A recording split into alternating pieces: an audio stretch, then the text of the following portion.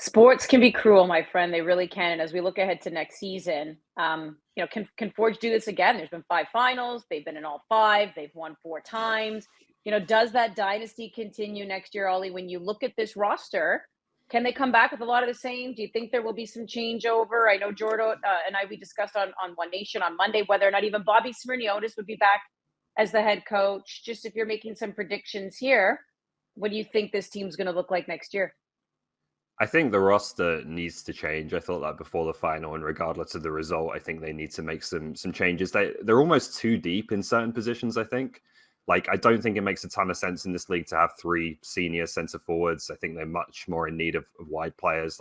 For me, Campbell, Passius, and Hamilton, it's just you don't need 3 guys who all expect to be playing every game when you're probably going to only play one up front, or you prefer to play one up front in most games. Center back, same thing. Johnson, Methuselah, James, Samuel, Owolabi Belowo. You don't need that much depth in this league. What you do need is more at fullback, I think, particularly after Ashton Morgan retired. So I'd expect some changes there, but it all revolves around Bobby Smyrniotis and what he does. This is someone who has obviously been unbelievably successful in this league. He's going to get interest, whether it's Canada or other jobs. Does he decide now is the right time to walk away and take that step up, take another job? If Canada make that offer, I certainly think he will. And that's going to be a challenge for this club. I think as much as the ambition is there, the organization that they've built out is really impressive. Forge are always going to be relevant in this league. But we've seen with even some of the biggest clubs around the world, when a manager as iconic and as influential as that leaves, it is a real challenge to replace him. So the continued dynasty, the continued success of this team, I think is going to revolve around what Bobby Smyrniotis does next. How you feeling, Wheels?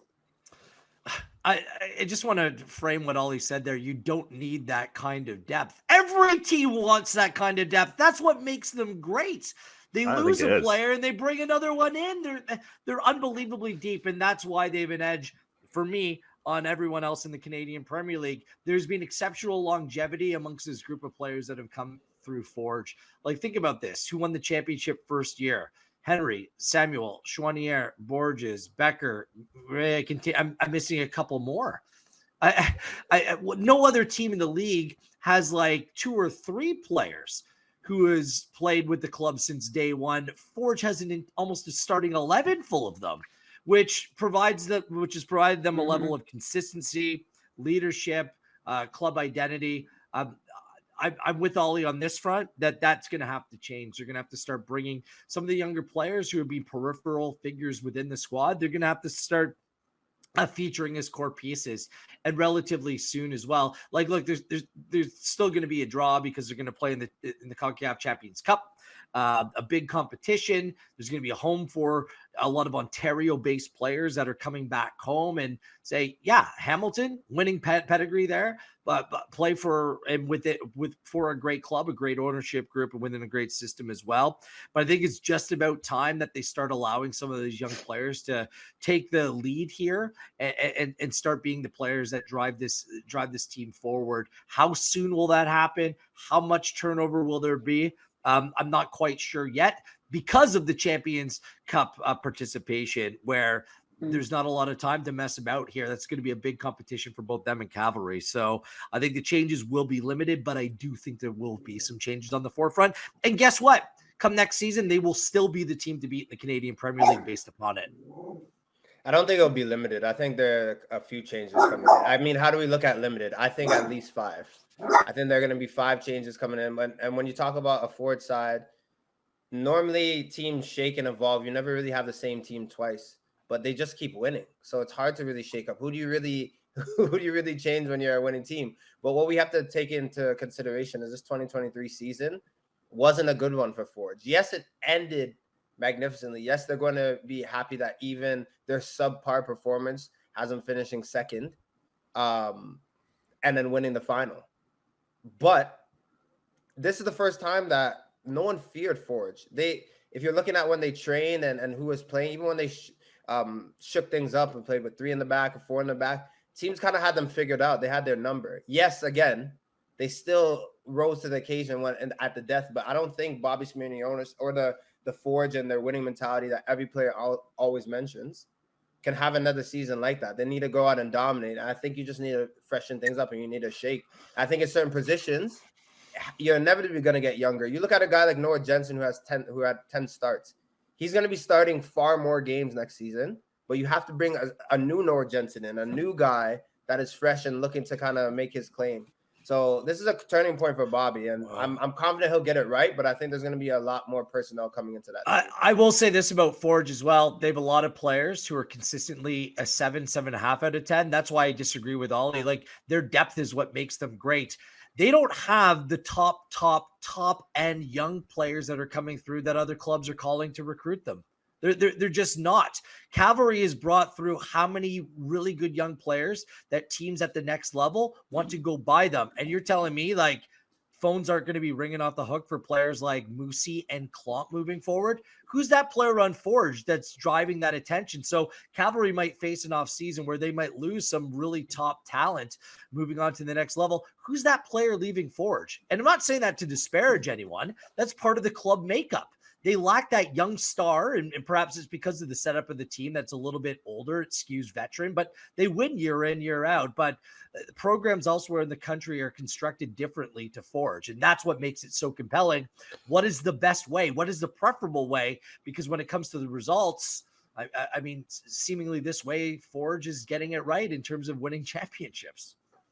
We'll see. Obviously, the offseason is going to be pretty short because you bring up a good point. They are in CONCACAF Champions Cup. The round one of that begins February 6th. So first leg, second leg, all kind of happens in mid to late February. So a couple months off here, if there is going to be much change, because right after that, the season starts. But we'll keep an eye, obviously, on Forge, because, other teams are going to be doing just that. We could sit and also debate whether or not the same team going to the final 5 straight years and winning it 4 times is good for the league. But either way, it creates a villain, right, guys? And everyone wants to take down Forge. And the day that happens, because it's inevitable, it will happen, it'll be the sweetest day for that team and that fan base, right?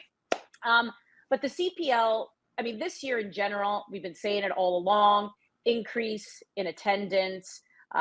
The people just are paying attention to this league. The popularity is growing, in particular the CPL final, guys. It was everything. We're really starting to see this tradition around the CPL final really form, where it's become a 3-day affair, because wherever the game is now being played, that is where the CPL awards are going to be hosted. And also the fan base, the main supporters group of that host team, the next day hosts this great pub night. So, we're all there, panels are had. It's a great night. And then, of course, the next day, it's turned into the CPL Fan Fest. We saw in Hamilton, they had all these great artists performing. Then, of course, it culminates with the final. Wheels, how does the league how do they progress and carry that momentum into next year, into future years? Just keep the good times rolling here as they try to grow this league.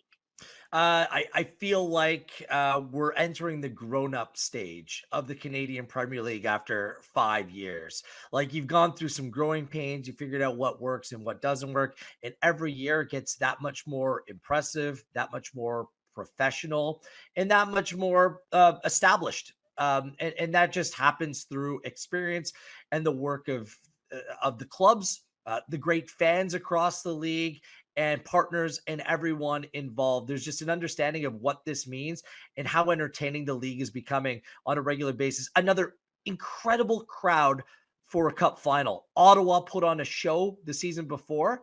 Hamilton, they showed up and showed out on what was a beautiful weather day, we should add, at the end of October for the Canadian Premier League final. And 3 goals of the absolute highest quality to celebrate a title where you really got that feeling like how much it matters. It absolutely matters. So my eyes and my attention immediately goes to the league head office. Mark Noonan came out and said that there are upwards of 15, I believe, interested groups of joining the Canadian. Now. 16. 1-6, yes.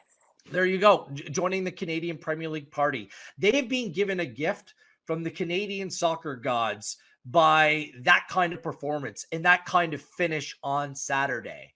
And if there's 16 parties that were interested before, I'm on the phone literally the next morning saying, let's go, let's do this, let's find a way, because that is the way that this league grows. You need to expand into more markets across this country and have more people fall in love, more communities fall in love about what this game and what this league can bring to the table. So the pressure's on the league now, because I think that all of these talking, will it work? Won't it? I think a lot of those things are being pushed to the side, and now people want to be involved. So this turns up the heat. This turns on the pressure to the Canadian Premier League to make it happen. Expansion has to be the next element, the next piece of the puzzle that comes together here. So how are they going to capitalize on this? And what we're about to see, we're about to find out. Yeah, and I mean, Ollie, obviously, it's worth knowing 16 NDAs. They gained one because, to your point, at the press conference on Friday, he said 15. Then, as of Saturday, overnight, they got 16. He also said, Mark Noonan did, that in the next 3 weeks, it should be now, we're going to find out new ownership for York United.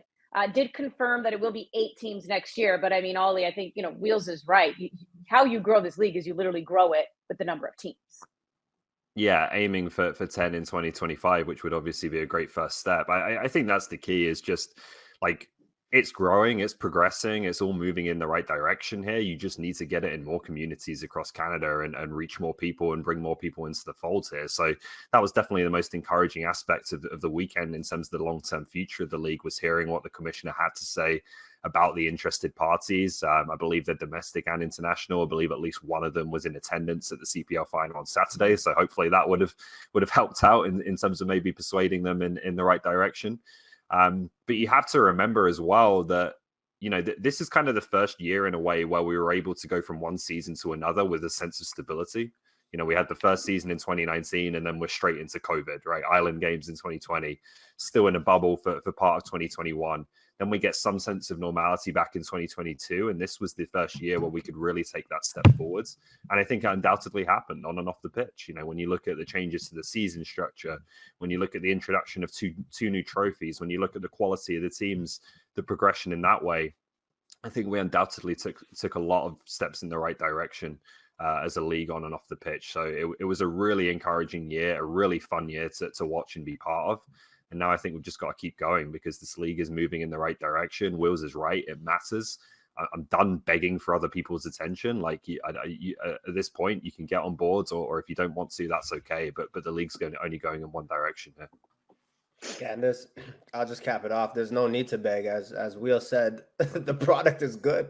Like, it's not like we're playing games or you're watching throughout the season. You could have turned on any match day live any week, and there was something exciting. There's something going on. There was never really of course it's footy, right? There are matches where you're like, but the product in terms of young players playing, like players that get to come back home, the 8 teams. I guess the one thing that I will say is that I'm okay with taking our time building the 9th team or the 10th team.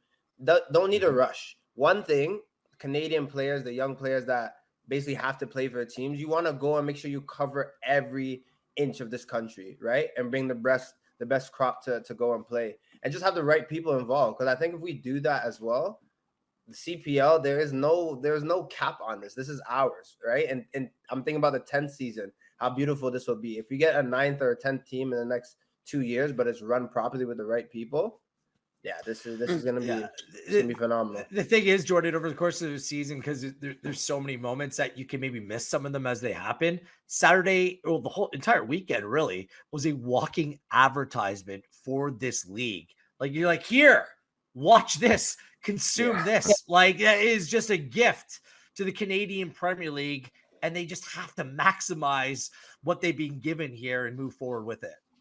If I could just be a negative Nelly for a moment, because there was no. Go for it, Andy. I'm going to bring it up because we are saying such great things about the CPL, and the CPL. This is not me making a negative comment towards the CPL, because they did everything possible to make this an incredible weekend, and it really was. And maybe Canada Soccer was in a bit of a pickle, because if I'm correct, their window, the FIFA women's window, is October 23rd to October 31st. If there's anything I can say, and again, you're also working on the schedule of your opponent and all that kind of stuff and whatever goes into it. But moving ahead, the CPL is Canada Soccer's product as well. They just really need to work hard to not schedule a national team game on the same day of the CPL final. For us, and for many ways, for viewers, I think it could be fun. I mean, we were on the air forever. Like, we did the women's game first. We go right into the final. But if you're talking about coverage, or growth of this league, excuse me, a lot of that has to do with coverage. And when you're splitting your media, when like some Canadian media now has to make the decision, are we going to be in Montreal or are we going to be in Hamilton? Like now you're dividing that coverage, and it doesn't do any of the games justice. It doesn't do the women's team justice, especially now what's going on with Christine St. Clair and these being her final games. And it doesn't do a championship game justice. I mean, we've been speaking to some media, whether it's right down to photographers, behind the scenes, writers, they were torn because like we have to make this decision now between going to Montreal or staying here for a CPL final. Again, whatever happened behind the scenes, maybe the chips fell where they did. But if Canada Soccer can just work a little bit harder next year to just not schedule a national team game on a championship day game, then that would be greatly appreciated. Well Good said. point. I withdraw my no. Yeah, Well said. see? You spun that around, Trills. See, that's all I'm trying to say. That was just my one little negative where I was like, oh, because now, you know, who knows how much media would have been in Montreal but wasn't? Who knows how much media would have been in Hamilton but weren't, right? Like, anyway, so I just think don't ruin your own product that way, right? Don't put it in a hole that way.